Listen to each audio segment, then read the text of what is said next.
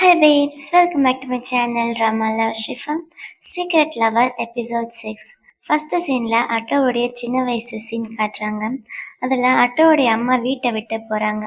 அப்போ அட்டா அவங்ககிட்ட போய் கெஞ்சிராம், அம்மா ப்ளீஸ்மா என்னை விட்டுட்டு போகாதீங்க அப்படின்னு சொல்ல, நீ நல்ல பையனாக நடந்துக்கிட்ட அம்மா திரும்ப வந்துடுவா அப்படின்னு சொல்லிட்டு போகிறாங்க. அட்டோ சின்ன பையன்ல, ஸோ அவள் அதை அப்படியே நம்பிடுறான். அப்புறம் அடுத்த சீன்ல அட்டோ ஜுங்ஷி கூட விளையாட வந்திருக்கான். அவன் ஜுங்ஷி கிட்ட கேட்கான், இன்னைக்கு என்ன பண்ணலாம் அப்படின்னு கேட்க, அதுக்கு ஜுங்ஷி சொல்றான், இன்னைக்கு நீ என்னெல்லாம் சொல்றியோ அதெல்லாம் நான் பண்றேன், நம்ம 2 பேரும் சேர்ந்து நீ சொல்றத விளையாடலாம் அப்படின்னு சொல்ல, அப்படி அப்படின்னு அவன் ஆச்சரியமா கேட்குறான். ஆமா, இன்னைக்கு ஃபுல்லா நீ என்ன சொல்றியோ அதை பண்ணலாம் அப்படின்னு சொல்ல, எனக்கு புக்கு ரீட் பண்ணணும் அப்படின்னு சொல்ல, சரி வா என் வீட்டுக்கு போய் 2 பேரும் புக் படிக்கலாம் அப்படின்னு ஜுங்ஷி அட்டோவை கூட்டிட்டு அவனோட வீட்டுக்கு போறான். அப்ப அட்டோவுடைய வாய்ஸ் ஓவர் வருது. இந்த உலகத்துல என்னுடைய பேச்சு கேட்கறதுக்கு ஒருத்தர் இருக்கான்னா அது ஜுங்ஷி மட்டும்தான்ன்றது எனக்கு அப்பதான் புரிஞ்சுது. என்னோட ஆசையெல்லாம் நிறைவேற்றுறது ஜுங்ஷி மட்டும்தான் அப்படின்னு சொல்றான். அப்புறம் 2 பேரும் ஸ்கூல் படிக்கிற சீன் வருது.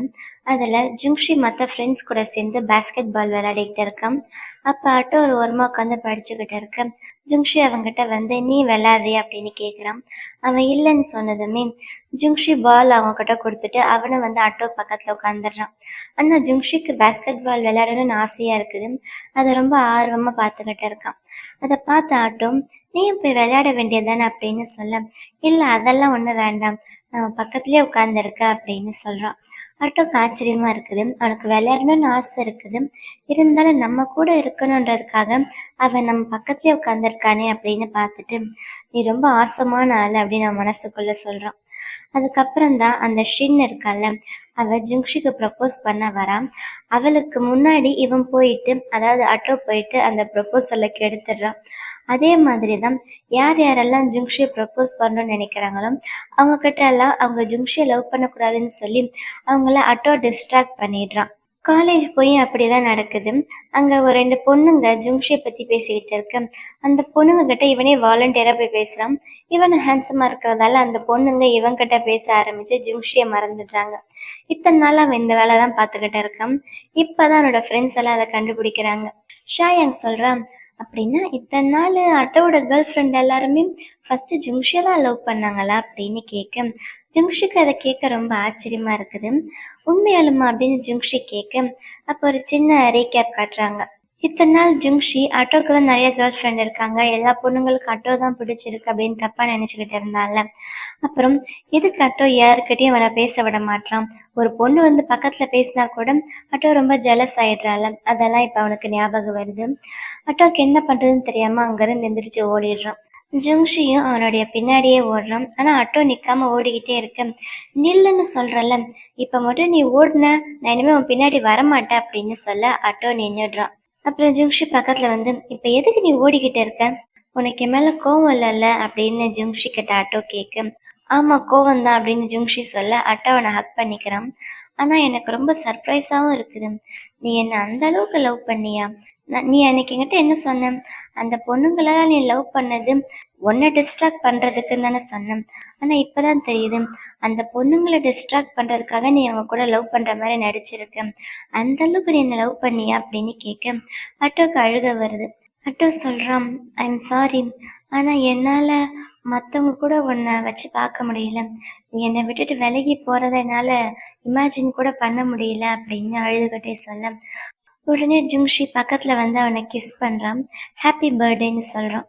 அப்ப உனக்கு என் மேல கோவம் இல்லையான்னு அட்டோ கேட்க, இன்னைக்கு உன் பர்த்டே தானே, இன்னைக்கு நீ என்ன கேட்டாலும் அதான் நடக்கும், இன்னைக்கு நான் மேல கோவமா இல்லை, நான் உன்னை மன்னிச்சிட்டேன் அப்படின்னு சொல்ல அட்டோ ரொம்ப ஹாப்பியா அவனை ஹக் பண்ணிக்கிறான்.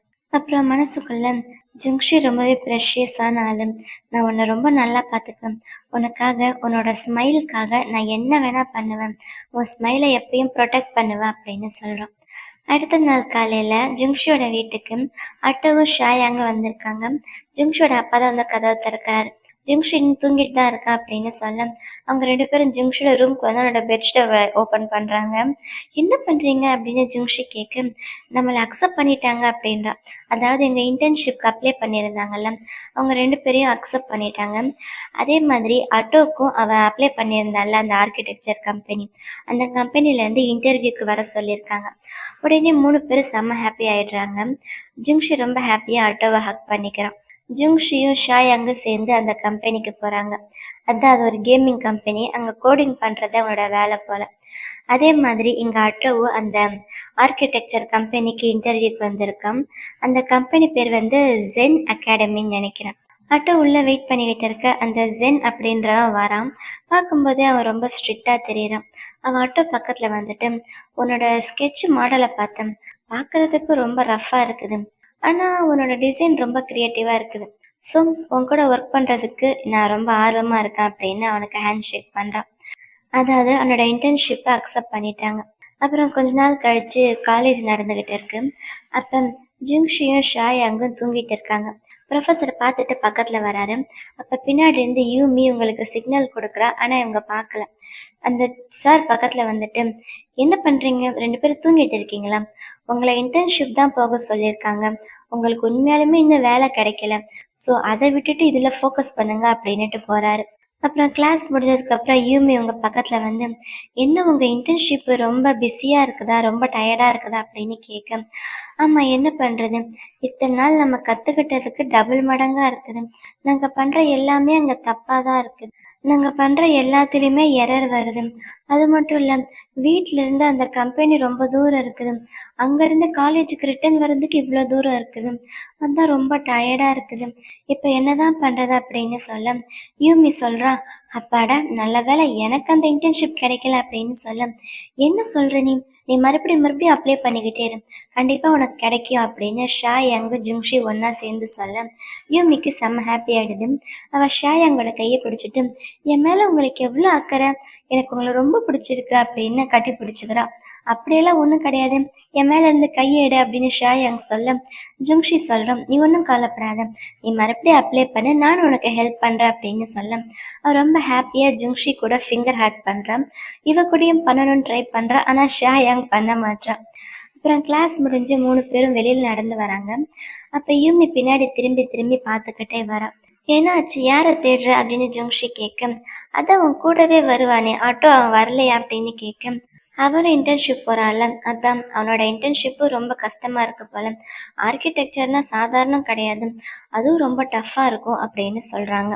அப்ப அவன் காலேஜ்க்கே வரலன்னா அவன் ஃபெயில் ஆயிட மாட்டானா அப்படின்னு கேட்க, அவன் ஆல்ரெடி அவனோட கிரெடிட்ஸ் எல்லாமே கம்ப்ளீட் பண்ணிட்டான், இப்ப அவன் இன்டர்ன்ஷிப் மட்டும் பண்ணா போதும், அவன் கிராஜுவேட் ஆயிடுவான் அப்படின்னு சொல்ல, ஓ அப்படியா விஷயம் அப்படின்னுட்டு, ஒருவேளை அவனோட கம்பெனி ஒர்க் ரொம்ப இன்ட்ரெஸ்டிங்கா இருக்கு போல, அதான் அவனை பார்க்கவே வரதில்ல அப்படின்னு யூமி ஜுங்ஷி கிட்ட கிண்டலா சொல்ல, சும்மாரு அப்படின்னு ஷாயாங் திட்டுறான்.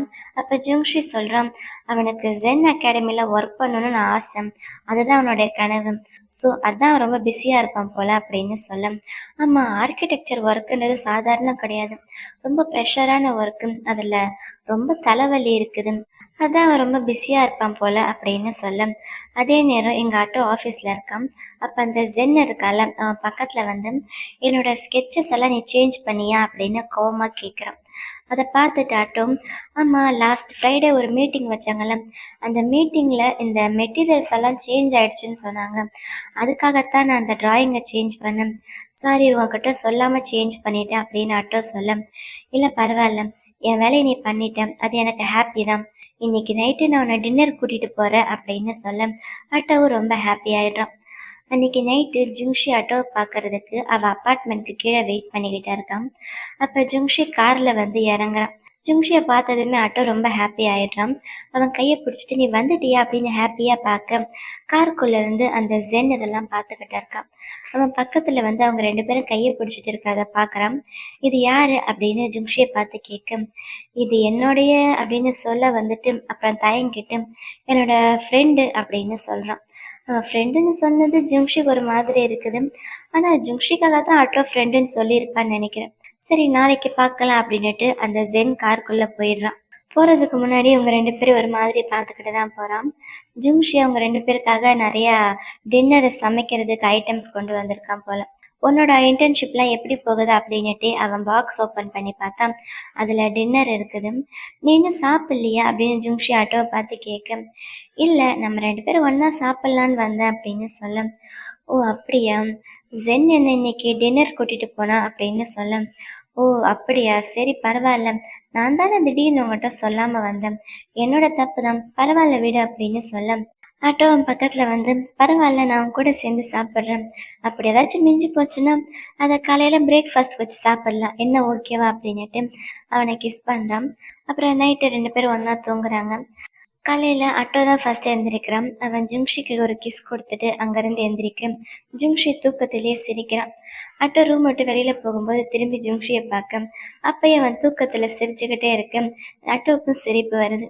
அப்புறம் அவன் போய் பிரேக்ஃபாஸ்ட் ரெடி பண்ணலாம் அப்படின்னு போறான் போல. அப்ப கரெக்டா அட்டோவுடைய அப்பா வராரு. அவர் அவனை பார்த்ததுமே இவன் கிட்ட பேசுறாரு. ஆனா இவன் கண்டுக்காம இவன் வேலையை பார்த்துக்கிட்டு இருக்கான். "என்ன ஆட்டோ, அப்பாவை பார்த்தா கிரீட் கூட பண்ண மாட்டியா?" அப்படின்னு அவங்க அப்பா கோவமா கேட்க, சும்மா ஒரு பேச்சுக்கு அட்டா அவங்க அப்பா கிட்ட பேசுறான். அப்ப ஜங்ஷன் தூக்கத்துல இருந்து எந்திரிச்சு வெளியில வர போறான். ஆனா அவங்க அப்பாவை பார்த்ததுமே அவன் கதவை சாத்திக்கிறான்.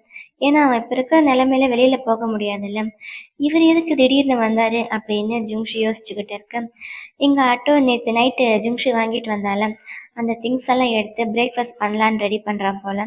அப்ப என்னுடைய அப்பா சொல்றாரு, "பிரேக்ஃபாஸ்ட் தானே பண்றேன், எனக்கும் சேர்த்து பண்ண" அப்படின்னு சொல்ல, அவன் எதுவுமே பேசாம பண்ணிக்கிட்டு இருக்கான்.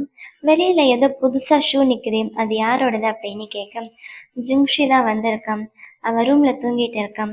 நேற்று நைட் நாங்க 2 பேரும் ரொம்ப நேரம் கேம் விளையாடிக்கிட்டு இருந்தோம், அதான் அப்படின்னு சொல்ல, "நீ இன்னும் கொஞ்ச நாள்ல கிராஜுவேட் ஆக போற, இன்னும் சின்ன பையன் மாதிரி நடந்துக்கிற, நைட்டு 3 மணி வரைக்கும் முழிச்சுட்டு இருந்து கேம் விளையாடுவியா, கொஞ்சம் கூட உன்னோட ஃபியூச்சரை பத்தி உனக்கு கவலையே இல்லையா" அப்படின்னு சொல்றாரு. ஆட்டோவுக்கு கோவம் வருது. "நீங்க ஒன்றும் சும்மா என் மேல அக்கறை இருக்கிற மாதிரி நடிக்காதீங்க" அப்படின்னு அவன் கோவமா சொல்றான். "நான் ஒன்றும் வேணும்னு உன்னை விட்டுட்டு போல, எனக்கு நிறைய வேலை இருந்துச்சு, அதனால தான். இனிமே இந்த மாதிரி நடக்காது" அப்படின்னு அவர் சொல்ல, "என்ன சொல்ல வரீங்க நீங்க?" அப்படின்னு ஆட்டோ கேட்குறான். அதே நேரம் ஜுங்ஷி இங்க ட்ரெஸ் எல்லாம் சேஞ்ச் பண்ணிட்டு வெளியில வரான். அவங்க அப்பா முன்னாடி ரொம்ப ஆக்வர்டா ஆயிடக்கூடாதுன்றதுக்காக. இப்ப என்ன பண்றது, நம்ம வெளியில போய் என்ன பேசுறது அப்படின்னு ஜுங்ஷி யோசிச்சுக்கிட்டு இருக்க, இங்க வெளியில அட்டோவுக்கு அவனுடைய அப்பாவுக்கு செமையா சண்டை நடந்துகிட்டு இருக்கு. "நான் என்ன சும்மா உன்னை விட்டு போனேன், உனக்கு இந்த மாதிரி ஒரு நல்ல லைஃப் கொடுக்கணும்னு தான் நான் உனக்காக கஷ்டப்பட்டுட்டு இருக்கேன்" அப்படின்னு சொல்ல, "நீங்க சும்மா சொல்லாதீங்க. நீங்க சின்ன வயசுல இருந்து என்னை விட்டுட்டு விட்டுட்டு தான் போயிடுறீங்க. எனக்கு சின்ன வயசுல உடம்பு சரியில்லாம போகும்போது கூட ஜுங்ஷோட பேரண்ட்ஸ் தான் என்னை ஹாஸ்பிட்டல் கூட்டிட்டு போனாங்க. அப்ப எல்லாம் நீங்க என் கூட இல்லை. நான் இந்த மாதிரி உன்னை விட்டுட்டு வேலைக்கு போகாம இருந்தேன், இப்ப நெருக்கிற இந்த மாதிரி ஒரு லைஃப் உனக்கு கிடைச்சிருக்குமா?" அப்படின்னு கோவமா கேட்குறாரு. "நான் ஒன்றும் உங்ககிட்ட இந்த மாதிரி ஒரு லைஃப் கேட்கலையே" அப்படின்னு அட்டோ கோவமா சொல்ல, அவங்க அப்பாவுக்கு டென்ஷன் ஆகுது. அப்போ ஜிம்ஷி கதவை திறந்துட்டு வெளியில வரான். அட்டோ பக்கத்துல வந்துட்டு, "அட்டோ, உங்க அப்பா ரொம்ப நாள் கழிச்சு வீட்டுக்கு வந்திருக்காரு, அவர் கூட சண்டை போடாத" அப்படின்னு சொல்ல, "பாரு, உன் ஃப்ரெண்டை பார்த்து கத்துக்கோ" அப்படின்னு அட்டோவுடைய அப்பா சொல்ல, "ஆ, அவனுடைய பேரண்ட்ஸ் அவனை நல்லா வளர்த்துருக்காங்க" அப்படின்னு அட்டோ சொல்றான். அவங்க அப்பாவுக்கு என்ன சொல்றதுன்னு தெரியல. அப்புறம் அட்டோ ஜிம்ஷி கிட்ட, "நீ போய் ப்ரஷ் பண்ணிட்டு குளிச்சுட்டு வா, நான் பிரேக்ஃபாஸ்ட் ரெடி பண்றேன்" அப்படின்னு சொல்ல, வேற வழி இல்லாம ஜிங்ஷியும் ரெஸ்ட் ரூமுக்கு போறான். ஆனா ரெஸ்ட் ரூமுக்கு போறதுக்கு முன்னாடி அட்டாவுடைய அப்பா சொன்னது அவனுக்கு கேக்குது. "காவ்ஷிங்ல நான் வீடு பார்த்துருக்கேன், நீ உனக்கு பிடிச்சிருக்கோ பிடிக்கலையோ, நீ என் கூட அங்க மூவி ஆகிதான் ஆகணும்" அப்படின்னு சொல்றாரு. இங்க ஜுங்ஷிக்கு ஒன்றும் புரியல. அட்டோ சொல்றா, "நான் தான் இன்னும் கிராஜுவேட்டே ஆகலை" அப்படின்னு சொல்ல, "அதான் உன்னோட மெரிட்ஸ் எல்லாம் கம்ப்ளீட் ஆயிடுச்சுல்ல, நீ கூடிய சீக்கிரம் கிராஜுவேட் ஆயிடுவேன், அப்புறம் என்ன, நீ அந்த வீட்டுக்கு வந்துடு" அப்படின்னு சொல்ல, இங்க ஜுங்ஷி ரெஸ்ட் ரூமுக்கு போறான். ஜுங்ஷிக்கு ஒரே ஃபீலிங்கா இருக்குது. அப்படின்னா அட்டோ போயிடுவானாம். அட்டோ இவ்வளோ சீக்கிரம் கிராஜுவேட் ஆயிடுவான்னு சொல்லி நம்மக்கிட்ட சொல்லவே இல்லையே அப்படின்னு யோசிச்சுக்கிட்டு அவன் பேசுறதுக்கு பதிலாக வேற என்னமோ போட்டு பல்ல விளக்கிடுறான். அப்புறம் அட்டோ இங்கேருந்து போயிட்டான், என்ன நடக்கும், நாங்கள் 2 பேரும் லாங் டிஸ்டன்ஸில் இருக்கணுமே அப்படின்னு யோசிச்சுக்கிட்டு இருக்கான். அப்புறம் அட்டோ இங்கே பிரேக்ஃபாஸ்ட் பண்ணிட்டான் போல. ஜுங்ஷி ஹாலுக்கு வர அங்கே அவங்க அப்பா இல்லை. அப்போ அட்டோ வந்து பின்னாடி இருந்து வந்து ஹக் பண்ணிக்கிறான். "உங்க அப்பா உன்னோட நல்லதுக்கு தானே சொல்றாரு" அப்படின்னு சொல்ல, ஆட்டோ அவன் கையை பிடிச்சிட்டு, "நான் சின்ன வயசுல இருந்து வளர்ற வரைக்கும் உன் பேரண்ட்ஸ் கூட சேர்ந்து நான் சாப்பிட்டது தான் அதிகம், அந்த அளவு கூட எங்க அப்பா என் கூட சேர்ந்து சாப்பிட்டது கிடையாது தெரியுமா" அப்படின்னு சொல்ல சின்ன ஃப்ளாஷ்பேக் காட்டுறாங்க. அப்போ ஆட்டோவும் ஜிங்ஷியும் ஸ்கூல் முடிஞ்சு வராங்க. ஜிங்ஷியோடைய கடைக்கு தான் வராங்க. அப்போ ஜிங்ஷியோட அம்மா அவங்க 2 பேருக்குமே சாண்ட்விச் ரெடி பண்ணி வச்சிருக்கேன் அப்படின்னு சொல்ல 2 பேரும் போய் ஒன்றா உட்காந்து சாண்ட்விச் சாப்பிட்றாங்க. அப்ப ஜுங்ஷோட அம்மா பக்கத்துல வந்து அவன் வாயை தொடச்சி விடுறாங்க, அவன் தலைமுடிய கோதி விடுறாங்க. அதெல்லாம் அட்டோ ரொம்ப ஏக்கமா பாக்குறான். அவனுக்கு அம்மாவும் விட்டுட்டு போயிட்டாங்க, அப்பாவும் கூடவே இருக்கிறது இல்லைல்ல. அதெல்லாம் அவன் மனசு ரொம்பவே பாதிச்சிருக்குது போல. எங்க அப்பா நான் ஆர்கிடெக்சர் எடுத்திருக்கா அப்படின்னு சொன்னதுமே எவ்வளவு கோவப்பட்டார் தெரியுமா? என் கூட மாச கணக்குல பேசவே இல்லை. ஆனா இப்ப என்னமோ என் கூட சேர்ந்து வேலை செய்யும், கால்ஷிங்க்கு போயிடலாம் அப்படி இப்படின்னு என்னென்னமோ சொல்றாரு அப்படின்னுட்டு அவனுக்கு அழுக வருது. ஜுங்ஷி அவனை கட்டி பிடிச்சி சமாதானப்படுத்திட்டு இருக்கான். அப்ப இன்னொரு சின்ன பிளாஷ்பேக்கு. அட்டும் ஸ்கூல் முடிஞ்சு வீட்டுக்கு வரும்போது அவனுடைய அப்பா வீட்டில் இருக்காரு. அவர் யாருக்கிட்டயோ ஃபோன் பேசிக்கிட்டு இருக்கு. அட்டா அவங்க அப்பாவை பார்த்ததுமே ரொம்ப ஹாப்பியாக போய் அப்பா அப்படின்னு பக்கத்தில் நிற்கிறான். ஆனால் அவர் அசால்ட்டாக ஃபோனில் பேசிக்கிட்டே போ அந்த பக்கம் அப்படின்னு கோவமாக சொல்கிறாரு. அது அட்டோவுக்கு ரொம்பவே ஒரு மாதிரி ஆயிடுது. இதெல்லாம் சேர்ந்து அவனுக்கு வந்து ஒரு ட்ராமா மாதிரி ஆயிடுச்சு. ஸோ இப்போ அட்டோ ஜுங்ஷி கிட்ட சொல்கிறான், நான் அவர் கூட கவர்ஷிங்க்கு போக மாட்டேன், நான் இங்கே தான் இருப்பேன், உன் கூடவே இருப்பேன் அப்படின்னு சொல்ல அதுக்கு ஜுங்ஷியும் ஓகேன்னு சொல்கிறான். இன்னொரு டைம் உங்கள் அப்பா கிட்ட பேசு, கொஞ்சம் அமைதியாக நல்லபடியாக பேசு. அப்படி அது ஒர்க் அவுட் ஆகலைன்னா நம்ம ஷாயாங் கிட்ட சொல்லலாம். அப்படி அதுவும் ஒர்க் அவுட் ஆகலைன்னா நான் என் பேரண்ட்ஸ் கிட்ட சொல்கிறேன், என்னோட பேரண்ட்ஸ் உங்கள் அப்பா கிட்ட பேசுவாங்க, என்ன ஓகே தானே அப்படின்னு சொல்ல நீ என் கூட வந்து இருப்பியா அப்படின்னு கேட்குறான். என்ன சொல்கிற நீ அப்படின்னு ஜுங்ஷி கேட்க ஆட்டோ அவனை இழுத்து ஹக் பண்ணிக்கிறான். அப்போ ஆட்டோ கேட்குறான், நம்ம 2 பேரும் ஒன்றா தனியாக இருக்கலாமா அப்படின்னு சொல்ல அதை கேட்க ஜுங்ஷிக்கு லைட்டாக ஷாக்கிங்காக இருக்குது. இதோட இந்த எபிசோடு முடியுது. இந்த வீடியோ உங்கள் எல்லாருக்கும் பிடிச்சிருக்குன்னு நினைக்கிறேன். அப்படி பிடிச்சிருந்தா இந்த வீடியோ லைக் பண்ணுங்க. அடுத்து என்ன நடக்க போகுதுன்னு தெரிஞ்சுக்க மறக்காம நம்ம சேனலை சப்ஸ்கிரைப் பண்ணுங்க. Love you peeps. பை.